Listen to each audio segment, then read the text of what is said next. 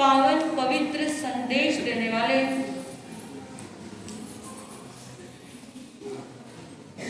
इस जीव को शिव बनने की प्रेरणा देने वाले तिन्नाणम तार्याणम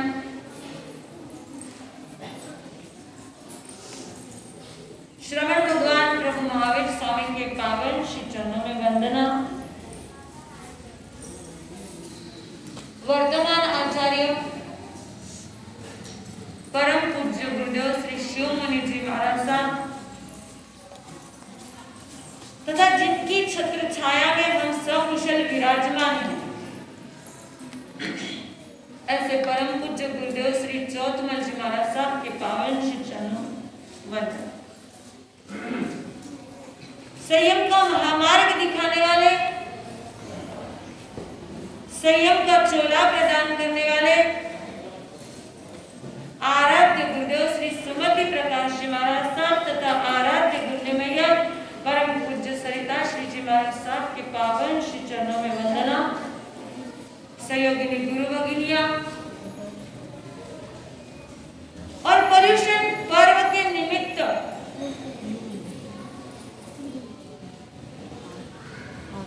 श्री आनंद गणेश निहाल चौथमल दरबार में आए हुए सभी प्रभु महावीर के अनुयायी सदाचारी श्रावक भाइयों और शीलवती श्राविका में थोड़ा पीछे जगह का दान करने के लिए आप थोड़ा थोड़ा आगे सरकेंगे तो बहुत अच्छा हो जाएगा। थोड़ा थोड़ा जहां भी जगह है उस जगह को क्या कर दीजिए, भर दीजिए। थोड़ा थोड़ा आगे सरक जाइए, आकाश में विकास कर दीजिए। जिस प्रकार से दूध में शक्कर डालो तो दूध में शक्कर क्या हो जाती है, समाहित हो जाती है। जिस तरह से दीवार में खिला ठोको तो दीवार उसे क्या कर देती है, जगह दे देती है। तो थोड़ा थोड़ा आप लोग भी क्या करो, जहां जहां जगह है वहां पर थोड़ा थोड़ा उस जगह को क्या करो,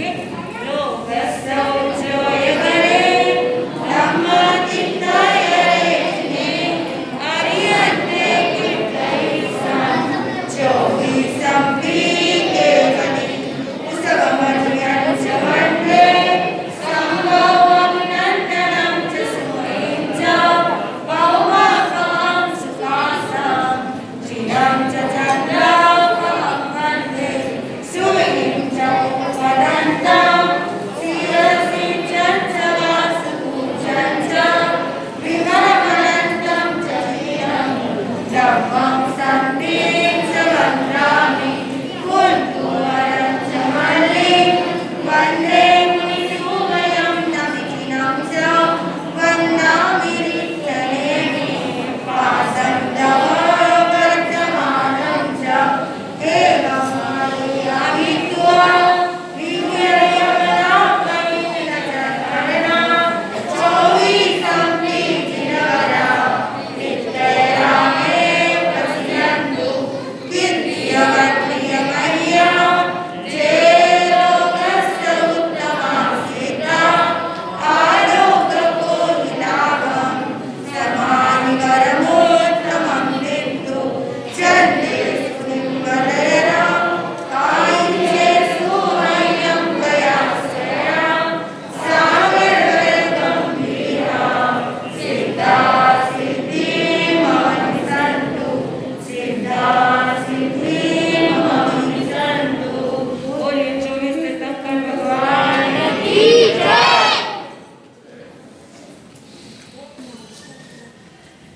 स्वामी रामतीर्थ एक कक्षा में गए,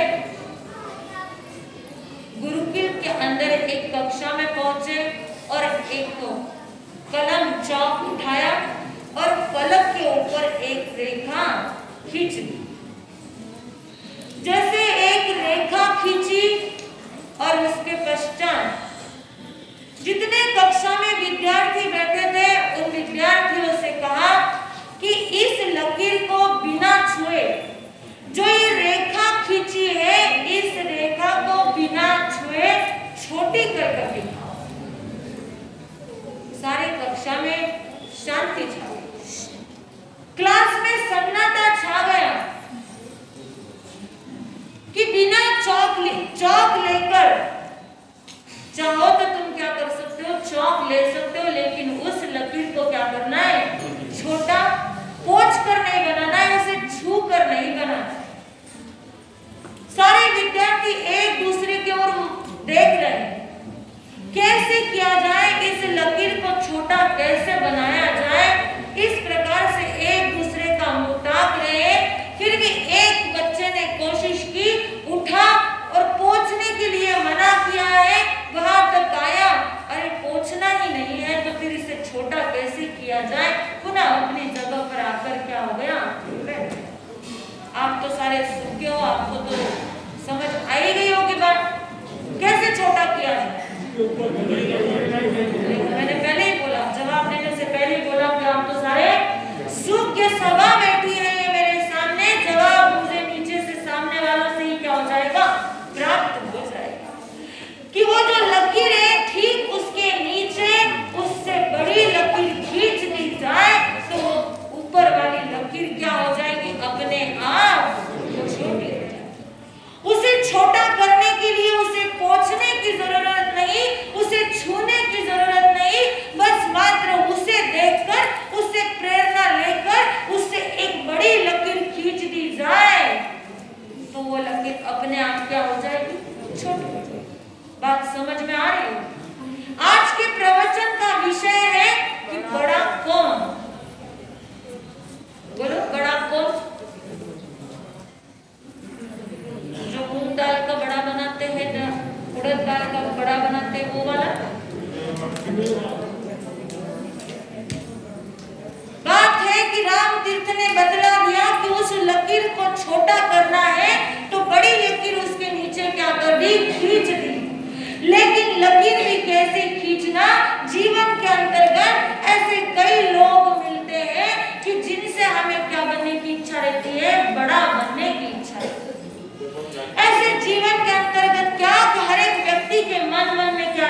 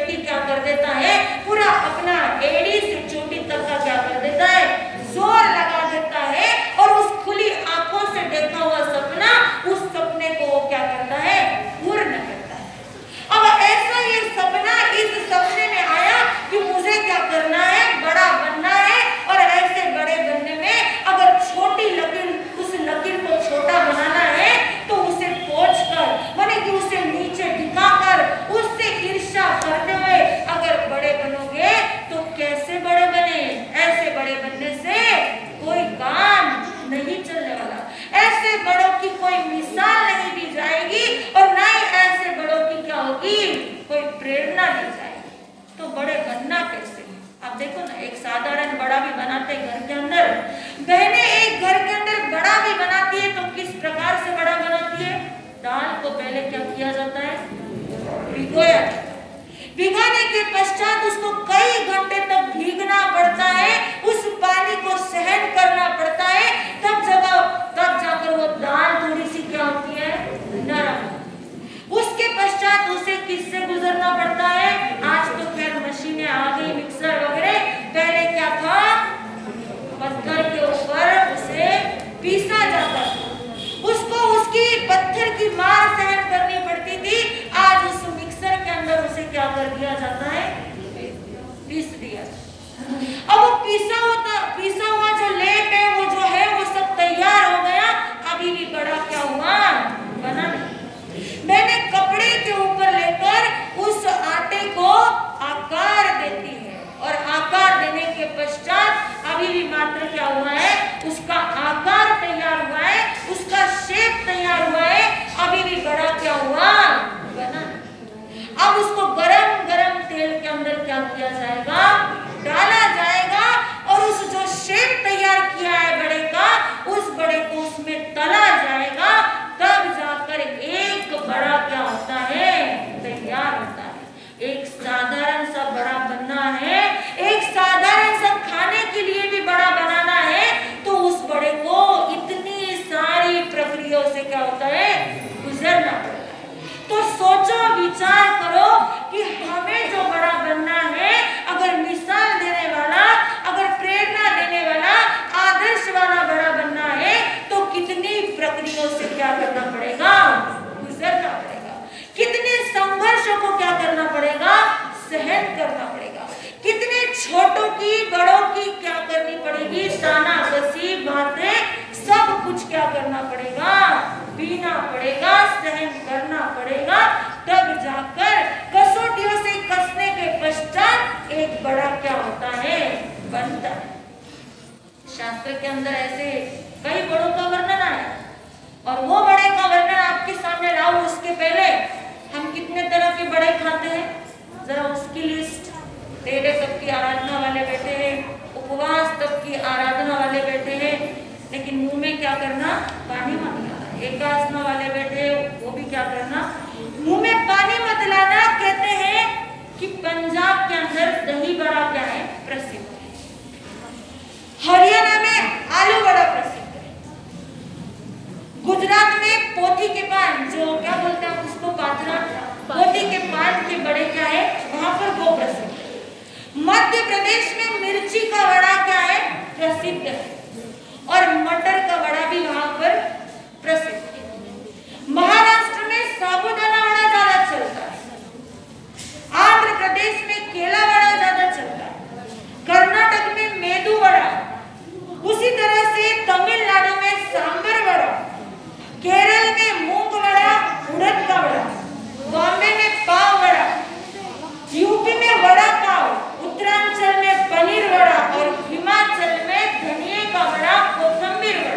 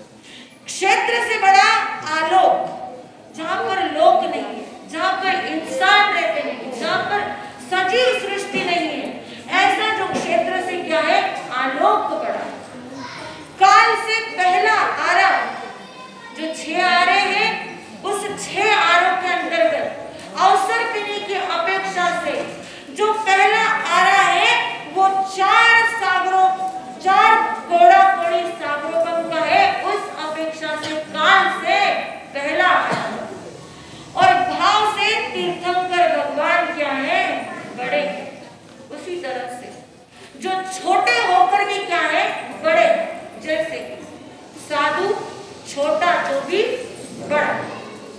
सांप का बच्चा माने कि वो क्या कहलाएगा? सांप ही कहलाएगा।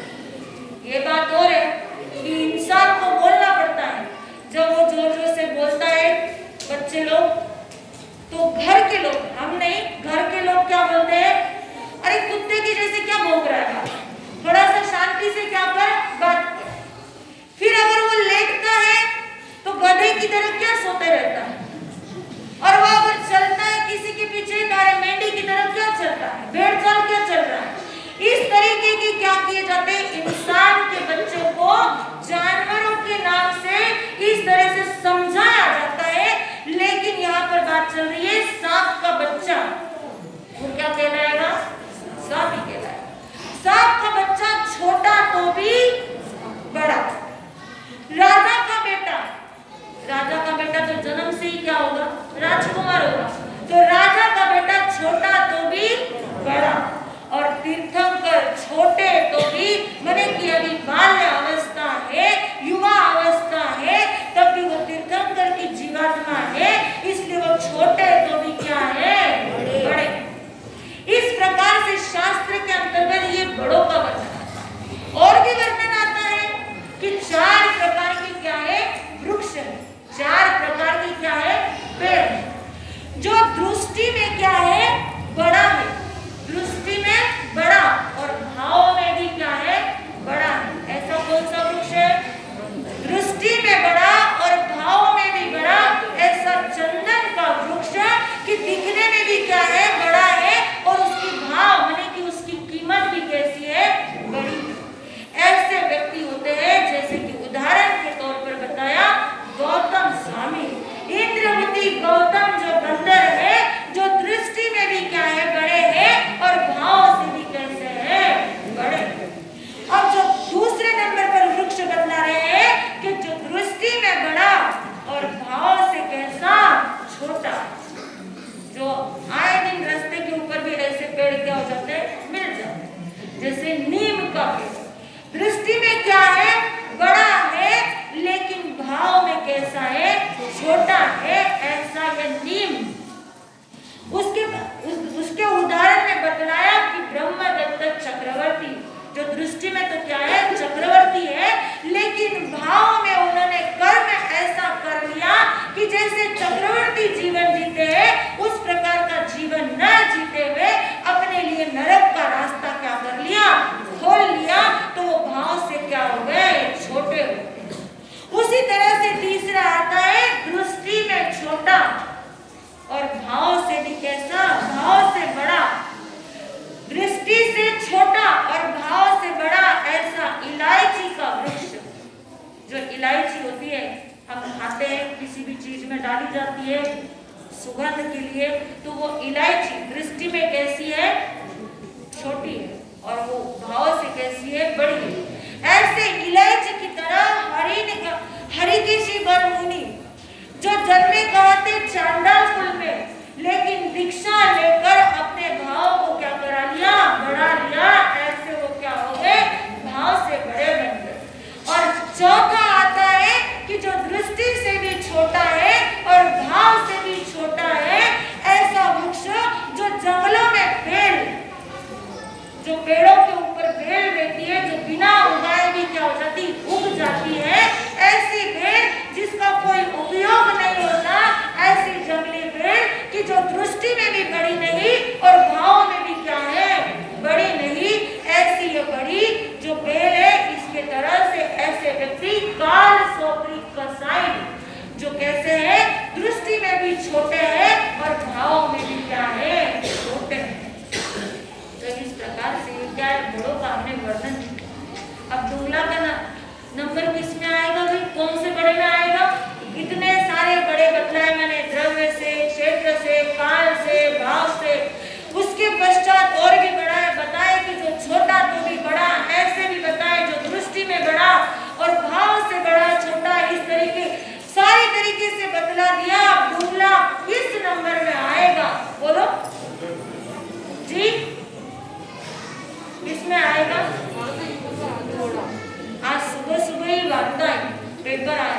पेपर के अंदर मैंने क्या पढ़ी, एक खबर, और उस खबर में लिखा है 8 दिन में 10 करोड़ के कारोबार वाली 700 दुकानें, मिल, सब कुछ क्या है, बंद। इस तरह की क्या आई, पेपर में न्यूज आई, और वो किसके लिए आई, डुंगला वासियों के लिए आई।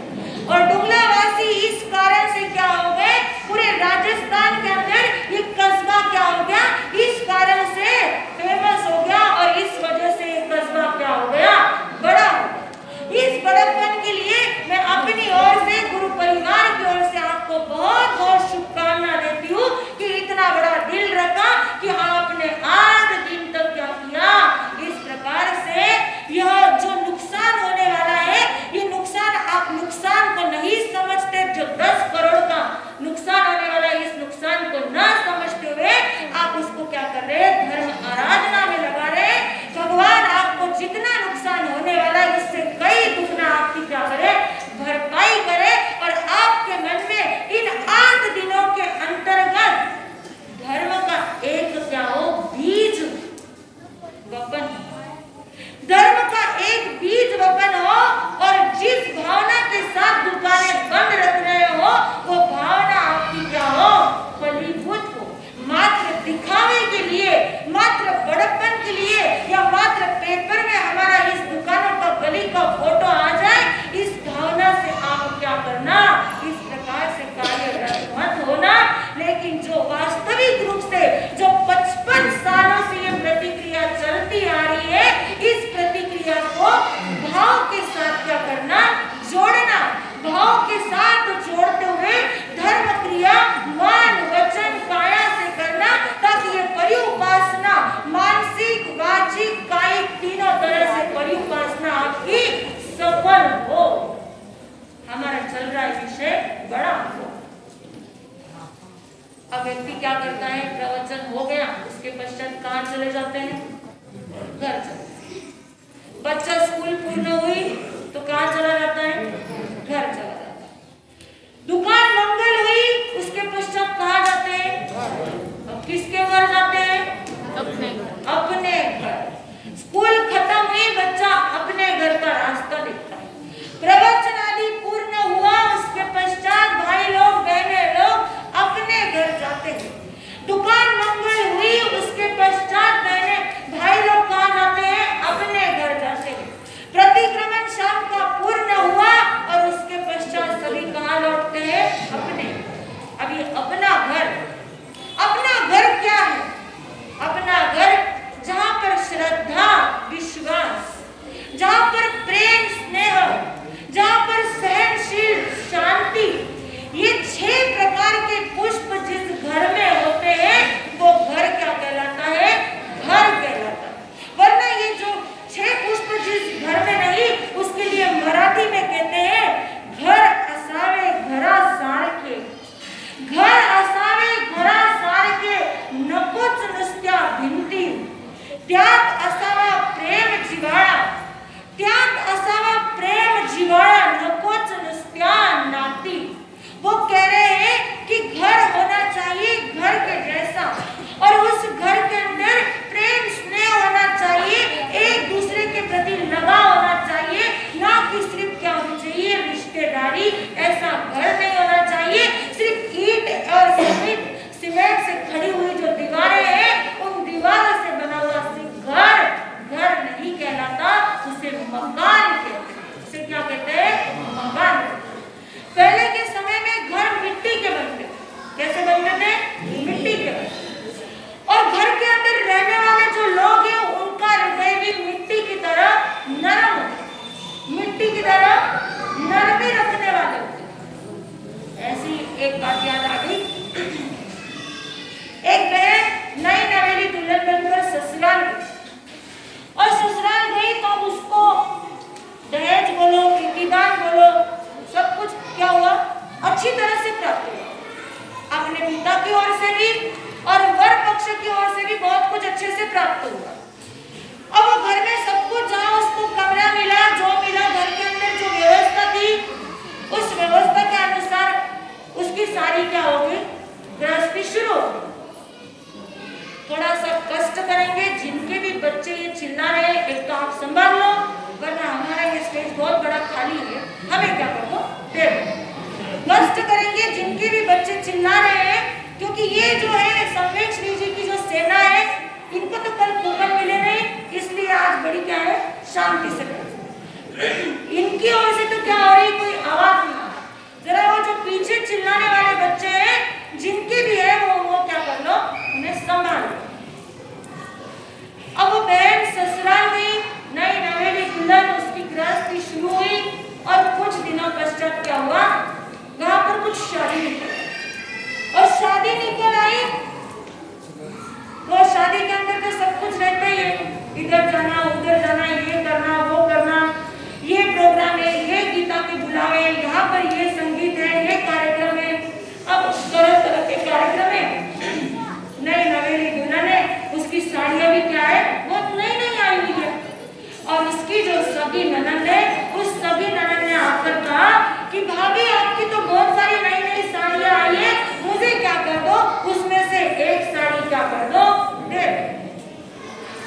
बहन बड़ी सुलझी हुई थी, इसलिए उसने क्या कहा, दीदी ये चाबी लो और आपको जो साड़ी पसंद आए वो साड़ी क्या कर लेना, तुम ले लो। ये बहुत पुरानी बात नहीं, अभी कुछ 5-6 साल पहले की बात है।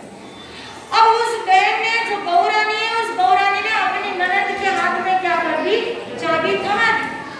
तुम्हें जो साड़ी पसंद आए वो तुम क्या कर लेना, ले। और उसकी कजिन जिठानी वो उसे कहती है कि तुम तो अभी नई नवेली आई हो, सारी साड़ियां नई है, तुमने ऐसा क्यों किया, चाबी की चाबी क्यों थमा दी। अरे ननद है, उसे कुछ समझ नहीं, उसे कुछ पता नहीं, तुम साड़ी निकाल कर दे देती उसे, कोई साड़ी ऐसी भारी पहन लेगी, कुछ उसके ऊपर गिरा देगी, साड़ी खराब हो जाएगी, इतना नुकसान हो जाएगा, थोड़ा तो समझ रखती। मतलब क्या कर रही है जिठानी, क्या कर रही है उसको, नई नवेली दुल्हन ने तो समझ रखी, लेकिन उसकी जिठानी उसे इस प्रकार से समझा रही है कि थोड़ा सा हाथ को क्या करो, सकड़ के पूरी की पूरी चाबियां क्या करो, अलमारी की मत दो।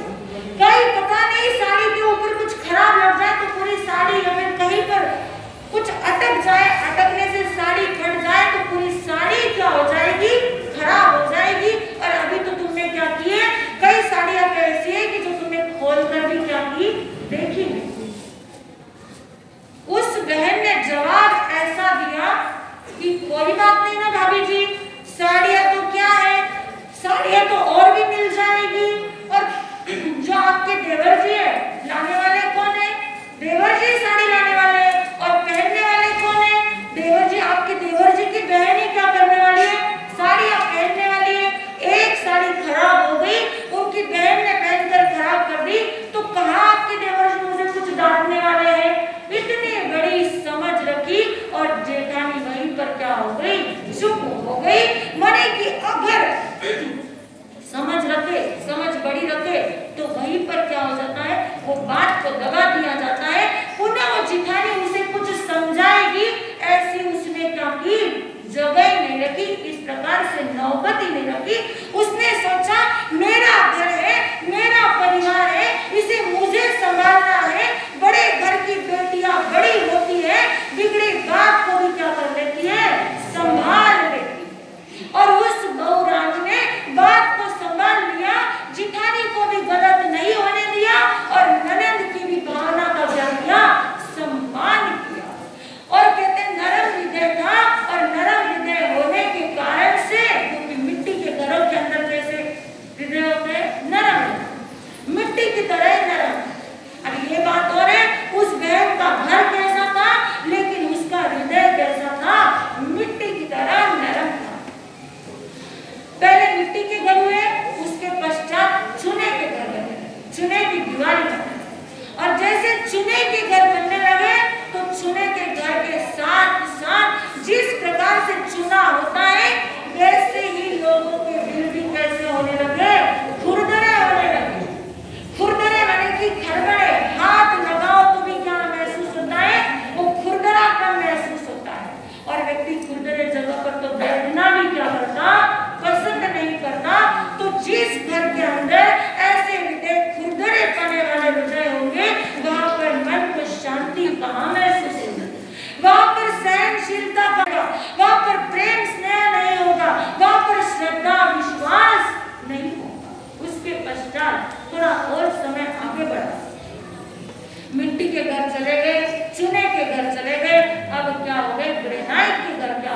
बनने लगे। और जैसे ग्रेनाइट के घर बने और लोगों के दिल भी ग्रेनाइट की तरह क्या हो गए, बनने लगे। ग्रेनाइट कैसा है? एक बार उसके ऊपर गिरकर देखो, ग्रेनाइट की फर्श के ऊपर गिरकर देखो तो पता चले कि ग्रेनाइट कैसा। अरे केवल थोड़ी देर, ज्यादा भी देर बैठ जाओ बिना आसन लिए, बिना चटाई लिए, तो ग्रेनाइट का असर बदन के ऊपर, शरीर के ऊपर होने लगता है। तुरंत पैर क्या होते हैं, जवाब देने लगते हैं और पैरों में क्या होने पड़ते हैं, सुन्न होने लगता है, ठंडे पड़ जाते हैं। तो ये ग्रेनाइट, ये मार्बल का क्या असर है, और मार्बल कैसा है, ग्रेनाइट कैसा है, कठोर। वैसे ही लोगों के दिल भी क्या होने लगे, कठोर। और आप लोग किस में रहते हैं, किस में रहते हैं? ईंटों के घर में, ग्रेनाइट के घरों में, जो भी जिस भी घर में रहते हैं, अंदाजा लगाइए हमारा हृदय कैसा है। और मैं कहती हूँ अगर वाटर प्रूफ घड़ी पहनते हो, माने कि उसके ऊपर क्या लगना, पानी लगने से वो घड़ी क्या होती, खराब नहीं होती। तो ठीक उसी तरह से भले ग्रेनाइट के घरों में रहो, लेकिन अपने हृदय को कठोर मत बनने दो, उसे कठोर प्रूफ बनाओ, माने कि नरम हृदय वाला क्या बनाओ, अपने हृदय को, अपने दिल को नरम हृदय वाला बनाओ। जिस घर के अंदर बड़े रहते हैं, जिस घर के अंदर कहते हैं एक घर, एक संयुक्त परिवार, 28 बहनें और 32 भाइयों से मिलकर क्या होता है, एक संयुक्त परिवार होता है। ये ऐसा मैं नहीं कह रही, शास्त्र के अंदर होता है। शास्त्र कह रहा है, जिनवानी कह रही है कि एक संयुक्त परिवार के अंदर 28 बहनें और 32 भाई रहते हैं, तब जाकर वो क्या कहलाता है, संयुक्त परिवार, एक परिवार कहलाता है। और आज हम क्या देखते हैं, हम दो हमारे, अब वो भी छोड़ दो, हम दो और हमारा मात्र एक, और वो भी नेक। इस तरीके की अब क्या आ गया है, चलन आ गया है। इस तरीके का संयुक्त परिवार तो बहुत मुश्किल से क्या होते हैं, देखने को मिलते हैं। एक का मुंह इधर तो दूसरे का मुंह उधर, और खुद क्या है, आराम से रह रहे। भले चाहे बड़े घर के बुजुर्ग, उनकी हालत कैसे हो, कैसे भी हो, उन्हें हमारा देखने का हमारा कर्तव्य नहीं बनता। कहते हैं जिस घर में दादा, जिस घर के अंदर दादा, उस घर का बोझ आधा। जिस घर में दादी, उस घर में आए न कभी उपाधि। बात समझ में आ रही है ना? ये जो घर के बड़े बुजुर्ग होते हैं ना, उनकी बात चल रही है। जिस घर में दादा, उस घर का बोझ आधा। जिस घर के अंदर दादी, उस घर में आए न कभी उपाधि। जिस घर में बड़े, उस घर को शत्रु न अड़े। जिस घर में बड़े बुजुर्ग, वो कहलाए घर के दुर्ग। दुर्ग समझते हो ना, किले को बोलते कि कोई दुश्मन हमारी ओर नजर उठाकर भी क्या कर सके, अपनी बुरी नजर हमारे इस घर के ऊपर क्या कर सके, डाल न सके। कहते हैं कि जो जिसका जातिवान, माने कि जिसका मातृपक्ष पवित्र होता है और गुण संपन्न होता है, तो वो बच्चा कैसा कहलाता है, जातिवान कहलाता है। और जिसका पितृपक्ष वैभव संपन्न होता है और साथ में पवित्र होता है, तो उस बच्चे का पितृपक्ष माने कि कुल क्या कहलाता है, वो कुलवान बच्चा कहलाता है। अब ये जो जातिवान और कुलवान, ये दोनों जिस बच्चे को नसीब होते हैं, ये कुलवान और जातिवान जिस भी संतान को इस प्रकार का पुण्य लाभ होता है, वो बच्चा आत्मबल के अंदर, वो बच्चा गुणों के अंदर विकसित होता है, आगे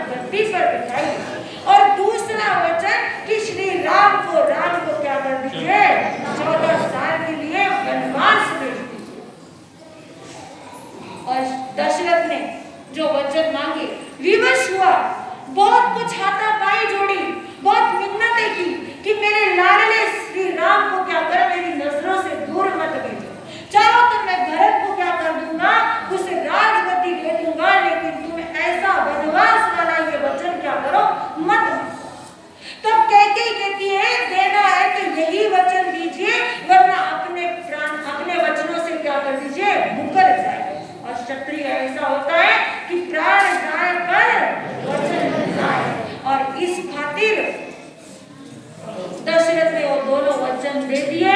और कल जिस मुहूर्त के अंदर कल राम राज है जी, कल राम राज है, और ऐसे इस राम राज के मुहूर्त के अंदर अगला दिन सूर्य उदित हुआ कि जिस समय राज सिंहासन के ऊपर राम को बिठाया जाने वाला था, कि जिस समय उसका राज्याभिषेक होने वाला था, उस समय को वहां पर उसे क्या कर दिया गया, बदल दिया गया और उसे वनवास के लिए उसी मुहूर्त में क्या करना पड़ा, निकलना। 14 साल के लिए स्वयं के साथ अनुज लक्ष्मण और अर्धांगिनी सीता तीनों भी क्या कर गए, वनवास के लिए निकल गए। जो कि अभी अभी दुल्हन नई नवेली दुल्हन बनकर सीता आई हुई थी और अब क्या हो गया, वनवास जाना पड़ गया। तीनों वनवास के लिए निकल गए। कौशल्या कुछ देर के लिए क्या हो गई, संतुलन खो बैठी। आंखों से अश्रु की धारा बह रही है, रुक नहीं रही है। और माता कैकेयी के लिए लोग क्या कर रहे हैं, नाम रख रहे हैं कि ये माता कैसी माता है। इस प्रकार से क्या हो रहा है, गांव का वातावरण पूर्ण रूप से बिखर चुका है। नगरी के अंदर उदासीनता छा चुकी है, शोक का माहौल छा चुका है। जहां पर मंगल गीत गाए जा रहे हैं, वहां पर अब शोक के आवाज में आंखों से अश्रु धारा बह रही है। दुख का वातावरण पूर्ण रूप से छा चुका है। और ऐसे समय में कौशल्या रानी ने देखा कि अगर ऐसे समय में मैंने बात को नहीं संभाला तो मेरा पूरा घर परिवार क्या हो जाएगा, बिखर जाएगा, तहस नहस हो जाएगा। और जो ये राम का घर है, ये जो मेरा घर है, ये बिखरने से मुझे क्या करना है, बचाना है। अपने जिगर का टुकड़ा राम भले वनवास चला गया, आई हुई नई नवेली दुल्हन सीता वो भी उसके साथ चली गई, लेकिन फिर भी मुझे क्या करना है, अपने आप को संभालना है, अपने विवेक को क्या करना है, जगाना है। अपने आप को संभालते हुए आंसू पोंछे पूरे परिवार को क्या किया, एक स्नेह के सूत्र में बांधा, सबको संभाला और सबको संभालते हुए जो बात बीत गई उस बात को क्या कर दिया, भुला दिया। बड़ी समता रखी, बड़ी सहनशीलता रखी। और घर के अंदर जैसा पहले था राम के होने के समय पर कि घर के अंदर श्रद्धा है, विश्वास है, शांति है, सहनशीलता है और प्रेम है, स्नेह है, ये सब कुछ होने के साथ जैसा पहले था पुनः वैसा ही क्या किया, स्थापित किया। और वैसा ही स्थापित करके श्री राम के जाने के पश्चात भी माँ कौशल्या ने घर को क्या करके रखा, संभाल रखा। ये होते हैं घर के बड़े। इस प्रकार के होते हैं घर के बड़े। अगर उस जगह पर विवेक अगर कौशल्या ने खो दिया होता तो आज हम कौशल्या को गाते नहीं थे, माता कौशल्या को, सती कौशल्या को याद नहीं कर रहे होते। वैसे देखा जाए तो 16 सतियों के अंदर सभी सतियों ने अपने पति के क्या किए, विरह को किया। कुछ गिनी चुनी सतियां हैं कि जिन्होंने और भी कुछ दुख सहन किए, जैसे कि कुंवारी जो सतियां हैं उनके जीवन में तो ऐसा कुछ संकट नहीं है। लेकिन जो शादीशुदा, शादी होने के पश्चात सती बनी, उनमें गिनी चुनी कुछ सतियां ऐसे हैं कि जिनको पति का विरह क्या करना पड़ा, भोगना पड़ा। तो ऐसे ये सतियों के अंतर्गत सती कौशल्या का नाम आता है। सती कौशल्या ने ऐसा क्या किया कि उसका 16 सतियों में नाम आया?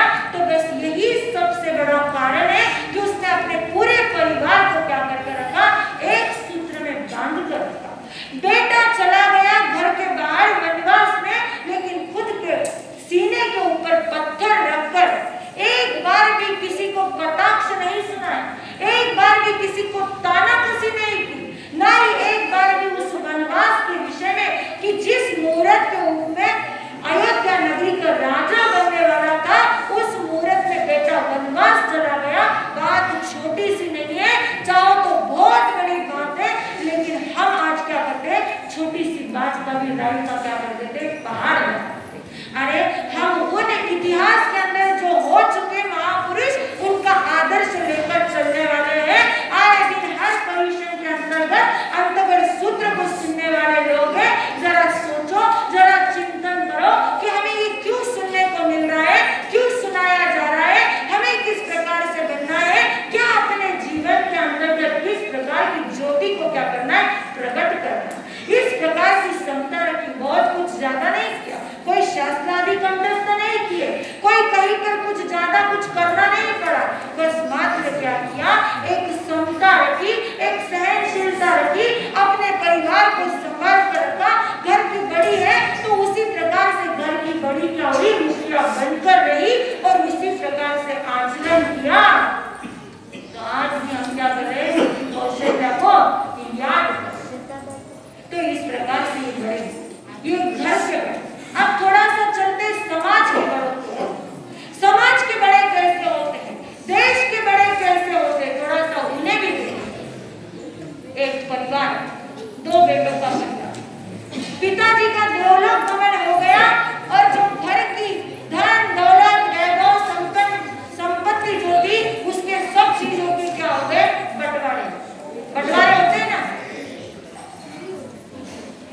उसी तरह से क्या हो गए, बंटवारे। अब घर के बंटवारे हो गए, सारी चीजों की एक एक चीज का क्या हो गया, बंटवारा। अब बची एक चीज जो पिताजी की डायमंड की हीरे की अंगूठी थी। अब उस हीरे की अंगूठी को बड़ा कहता कि इस अंगूठी को क्या करूंगा मैं, और छोटा कहता कि इस अंगूठी को क्या करूंगा मैं। ये पिताजी की निशानी है, इस निशानी को तो मैं छोटा रखूंगा क्योंकि मैं क्या हूँ, छोटा हूँ, और छोटा होने के साथ साथ मैं क्या हूँ, लाडला हूँ। इस वजह से मुझे क्या चाहिए, ये अंगूठी चाहिए। बड़ा कहता कि बड़ा मैं हूँ, पिताजी की जो भी कारोबार है उस कारोबार को आगे बढ़ाने का काम कौन कर रहा है, मैं कर। घर की धूरा की सब कुछ चाबियां किसके हाथ में आई है, बड़े के हाथ में। तो अब ये अंगूठी भी किसके पास जानी चाहिए, बड़े के पास। इस प्रकार से आपस में दोनों भी क्या है, अपनी अपनी बात के ऊपर अड़े हुए। और बहनों ने देखा जो उसकी घर की गृहलक्ष्मियां थी कि एक अंगूठी के कारण से हमारे घर का क्या हो रहा है, घर के अंदर मन मुटाव हो रहा है। तो इस अंगूठी को बैंक में लॉकर में रख दिया, जब कभी समय आएगा तब देखा जाएगा कि इस अंगूठी का क्या करना। दोनों भाइयों ने बोलना बंद कर दिया, मन मुटाव हो गया कि वो मान नहीं रहा, मेरे पास अंगूठी नहीं देता, और वो भी क्या कह रहा है, छोटा, वो भी अपनी बात के ऊपर अड़ा हुआ। ये बात पता चली उस नगरी के जो समाज के प्रतिष्ठित श्रावक थे, उन श्रावक को क्या हुआ, ये बात पता चली कि अमुक अमुक ये जो प्रतिष्ठित घर है, ये प्रतिष्ठित परिवार है, और इस परिवार में मात्र एक अंगूठी से क्या हो रहा है, झगड़ा हो रहा है। दोनों परिवार बिखर जाएंगे, तो मुझे कुछ क्या करना होगा, करना होगा। दोनों में स्नेह क्या करना होगा, बना कर रखना होगा। इस भावना से वो दोनों बेटों को क्या हो गए, मिलने के लिए चले।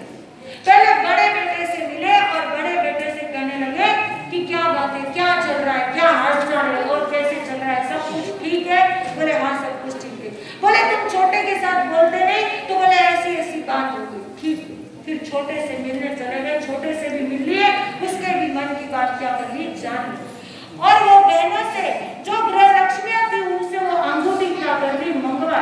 और वो अंगूठी मंगवाने के पश्चात उन श्रावक जी ने हूबहू वैसी अंगूठी क्या कर ली, अपनी ओर से बनवाई, और अपनी ओर से बनवाने के बाद अपने पास रखी। और बड़े बेटे को बुलाकर कहा कि छोटा कह रहा है कि भले बेटा बड़ा रख ले, बड़ा भाई अंगूठी रख ले, लेकिन उसने मेरे सामने कभी ये अंगूठी क्या करना, पहनना नहीं। और अगर कभी पहनेगा तो मुझे ये बात क्या हो जाएगी, याद आ जाएगी। इसलिए क्या करो, एक शर्त रखो कि उसने मेरे सामने ये अंगूठी क्या करना, पहनना। इस प्रकार से वो बात हो गई। और बड़े ने कहा कि ठीक है ये बात है, तो मैं क्या करूंगा, अंगूठी कभी किसी के सामने पहनूंगा। अगर छोटा इस बात के लिए तैयार है तो मैं क्या करूंगा, कभी नहीं। श्रावक जी ने छोटे को बुलाया और छोटे को कहा कि बड़ा तेरे को अंगूठी देने के लिए तैयार है, लेकिन उसकी इच्छा है कि वो अंगूठी तू कभी किसी के सामने क्या करेगा, बाहर पहन कर नहीं आएगा। बस इतनी ही क्या है, उसकी शर्त है, मेरे भाई की इतनी क्या है, शर्त है। तो इस शर्त को क्या कर ले, मान ले। बोले ठीक है भैया, शर्त क्या है, अंगूठी मुझे मिल रही है, और बड़े भैया की इतनी इच्छा है कि मैं वो अंगूठी नहीं पहनूं, तो ठीक है मैं नहीं पहनूंगा, अंगूठी अपने पास क्या करूंगा, रख लूंगा। दोनों भाइयों को समझा बुझा कर क्या कर दिया, इस प्रकार से कह दिया। बड़े को एक अंगूठी दे दी गई और छोटे को भी एक अंगूठी दे दी गई। दोनों भी खुश प्रसन्न है, घर के अंदर मेल जोल हो गया है, स्नेह का वातावरण बन चुका है। परिवार के अंदर जो मन मुटाव था, जो गिले शिकवे थे, वो सारे गिले शिकवे क्या हो गए, दूर। अब परिवार बहुत अच्छी तरीके से क्या कर रहा है, और एक दिन कुछ 5-6 साल पश्चात कुछ शादी का मौका रहता है, कुछ शादी का अवसर